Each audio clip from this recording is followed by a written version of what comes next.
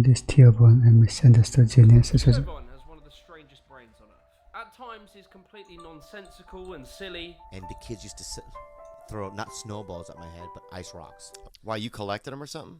No, no one collects ice rocks. Like, and at other times, he's deeply profound and insightful. I maybe could have been a better son to him, you know. And I know the circumstances weren't ideal, but I just maybe could have been a better son to him sometimes, you know. However, in the last 2 or so years, theovon has gone through a meteoric rise in success, despite his turbulent life and being completely rejected by Hollywood.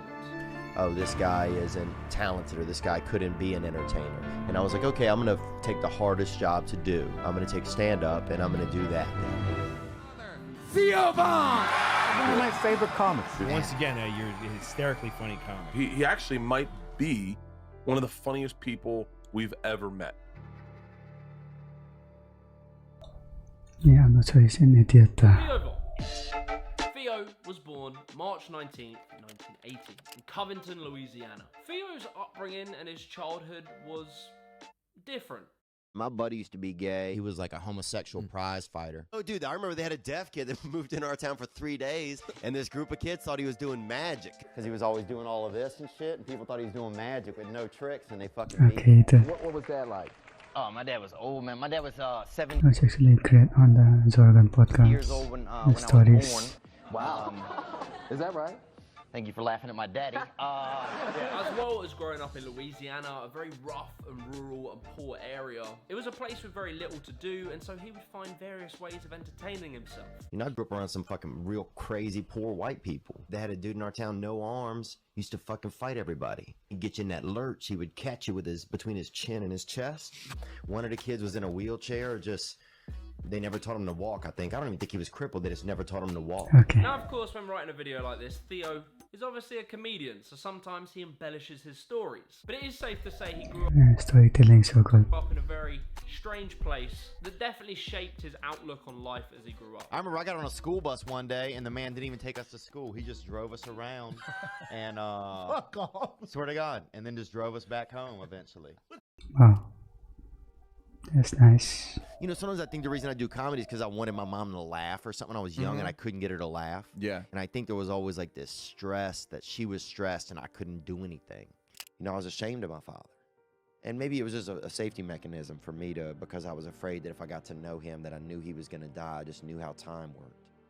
His life was always a constant battle. He was inundated with fear and always felt like it was just a battle to survive. Theo really looked like he was just going to end up like any other down and out from where he grew up. Despite his upbringing, he managed to get into university. And from his Wikipedia, it seems as though he went to nearly every university. However, it would be a university where he would stumble across a very unexpected career. I was just walking across campus at college, and they had like auditions, and then they called me one day and they asked me to go on this trip, you know, and I was like, oh, this is gonna be really Just interesting. like that. And then Previously on Road Rules. What in the hell is Theo?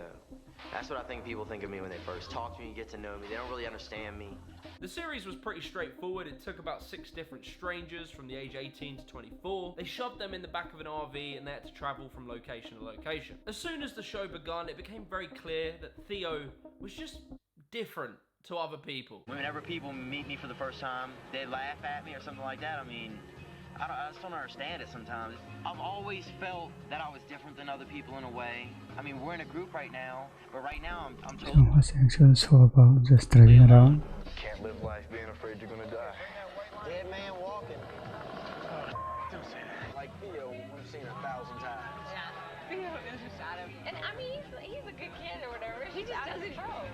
And it wasn't just on reality TV where Theo felt like this. He also noticed that even in his hometown in Louisiana, he would kind of get rejected from society over there too because of his success on television. Louisiana people would like try to fight me at bars, and guys would like, I remember people throwing bottles at me, and like it just got crazy. And that's one of the reasons why I left Louisiana, was because it got so out of jealousy, right? Probably. I guess They get drunk. Fuck this guy. Yeah, You yeah, say, and the let's- N word, yeah. they call me the N word too, and I'm like, what?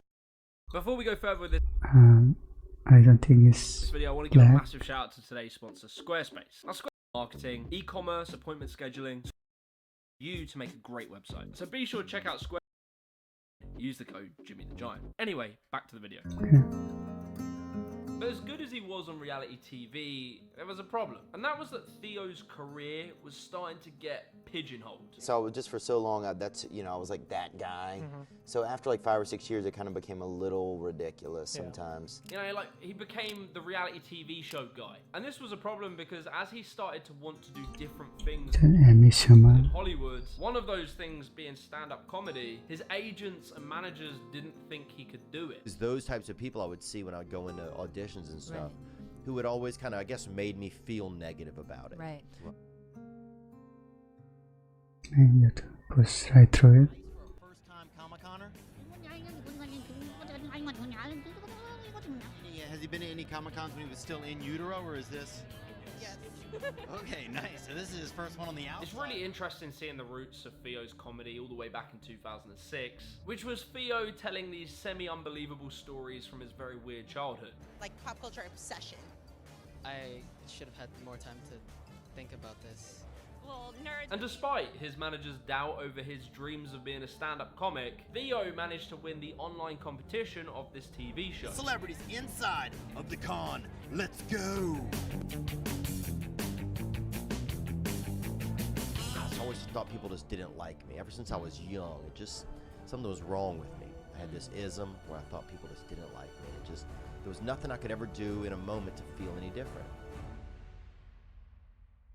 However, in the late 2000s, Theo's career in comedy was really starting to pick up, and his life, on the surface, seemed to be doing pretty well.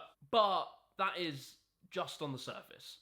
First time I ever tried some cocaine was over here in beautiful Baton Rouge, Louisiana, I think. And I went for the longest run I've ever ran. And I liked cocaine because I would get it and do it by myself at home at night.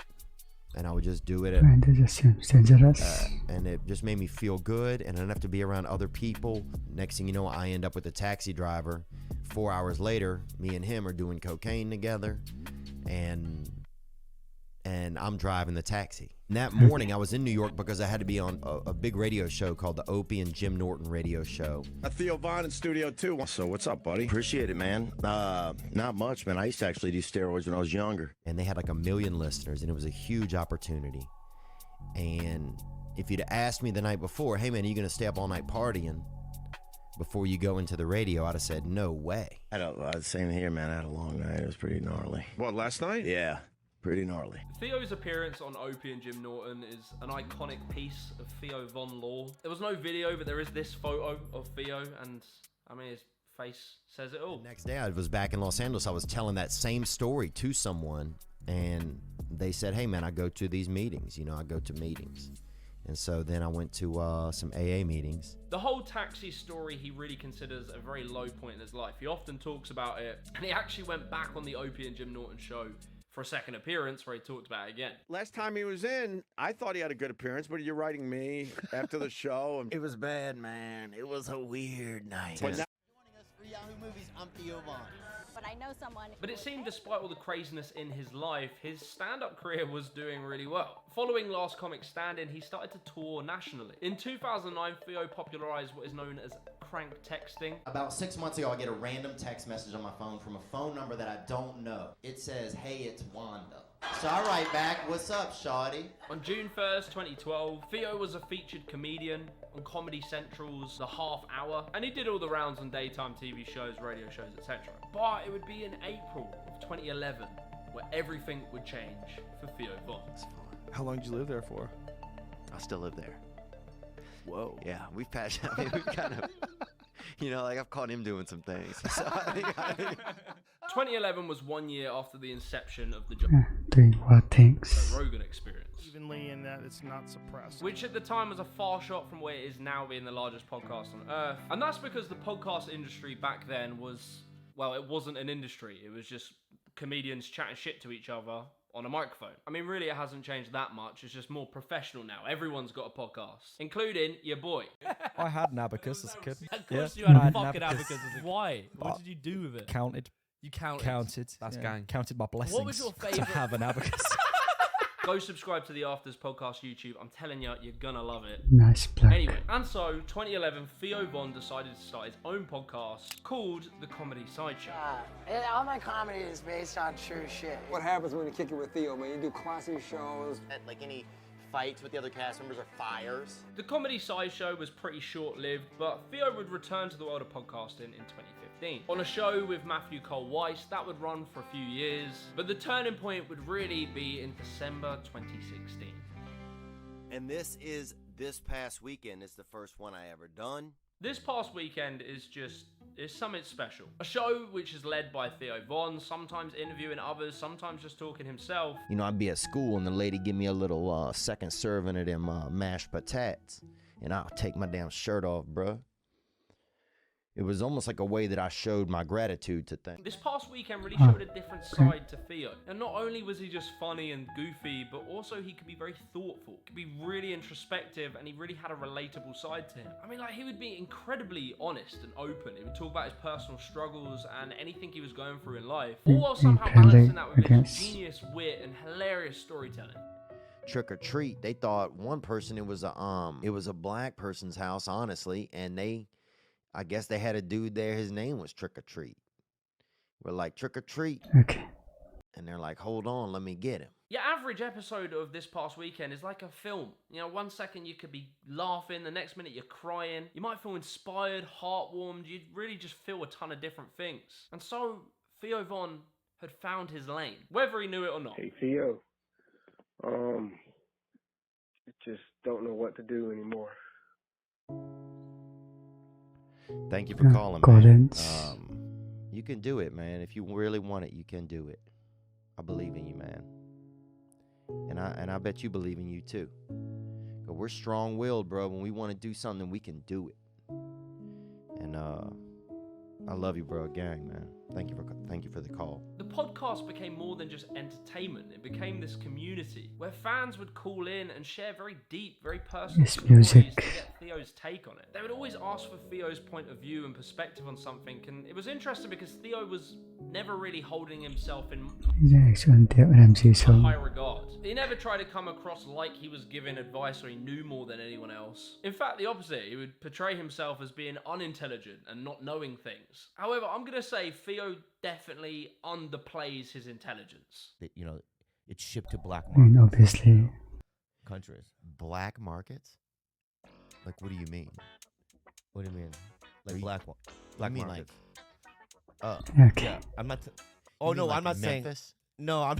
No, I see what you're saying. It's definitely part of the theovon character, and he plays it up a lot because he Playing down. has this almost like idiot genius characteristic about him. Like, he very often will deliberately misunderstand someone or like misinterpret a word they say and relate it to something completely different and just make these hilarious bits. Gentleman, and he had on about 90 do-rags, and he didn't do shit. That's the irony. One of the things that makes me think that is that there was a podcast once where he was talking about how someone gave him a rhyming dictionary as like a Christmas present. And Theo never really talks about the theoretical side of comedy. He's not wanky like that. But he did mention the reason he liked this gift was because it helped him link words together and different abstract concepts together. Yeah. You see, you love words. Yeah. How often do you find yourself just reading the good old dictionary? I got actually a really cool rhyming dictionary. A friend of mine gave me. Oh. He died, but Like he gave it nursery- to me. Like a dictionary that one word will rhyme with the other word. Yeah, it's like every word that'll rhyme like that, you know. But it was written about maybe 20 years ago, so they don't have like a lot of new words in there. Just like making your brain think like where you could connect stuff, you know, that you might not know. That's interesting. Yeah.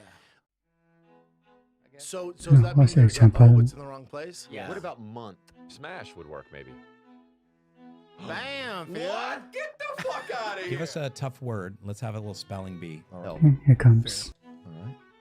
all right. Renaissance. No. Renaissance. Renaissance. So bad. But anyway, with the podcast and from 2016 onwards, theovon would get his first stand-up special with Netflix. Good to be here, man. I grew up in a small town called Covington, Louisiana, not far from here, okay? Which was called No Offense. He would also feature on the Joe Rogan podcast in 2017, and it was an iconic appearance, and from then he's become a regular guest on the show, and he's really in that close group of comedians such as Bert Kreischer, Bobby Lee. He's really spoken about very highly from these very prestigious comedians. He's had other major podcast success such as The King and the Sting. He's been on Hot Ones, Impulsive, Tiger Belly. He's been on every podcast. And so pre-2020 or so, his career was really big. He was a big name, but he was still relatively underground. But then 2022 would happen. You know I'm planning ahead, dude. I need a Vietnamese guy, party, right? And a bunch of people, because he ain't ready for fucking real two-arm. This dude ain't ready. He didn't fucking miss a gender. He didn't miss a ethnicity. But a new content model was starting to appear in 2022. It would change theovon's career entirely. And that was clip. Now it's like the clips are re-uploaded for months on months. It gets so many views outside of the actual podcast. Tate kind of like started that too. Right? Yeah, if you're an influencer, you should go on like a couple dozen podcasts. You should clip all the best parts and just put it in a folder and just give it to your fans. Clips of Theo just started to blow up left, right, and center on TikTok, YouTube Shorts, Instagram Reels. And if you look at the Google search trends, Theo just absolutely skyrocketed from here, leading to him now having his podcast being one of the most successful podcasts in the world. And he's arguably one of the biggest comedians on earth right now. Maybe I don't fit in with these people that much. I just feel like sometimes maybe they just don't like my personality. They just don't like the way that I am. They went crazy. You were surprised last night. And it made me feel, I just felt like accepted. For me, it's like a really big thing, But anyway, damn, boy. This shit got me gleeking out my eyeballs, dude. You know what I'm saying? I'm fucking making salt water, dude. If you enjoyed this video, be sure to leave a like, Ja, subscribe to the ich channel, war im watch this Dritte. video.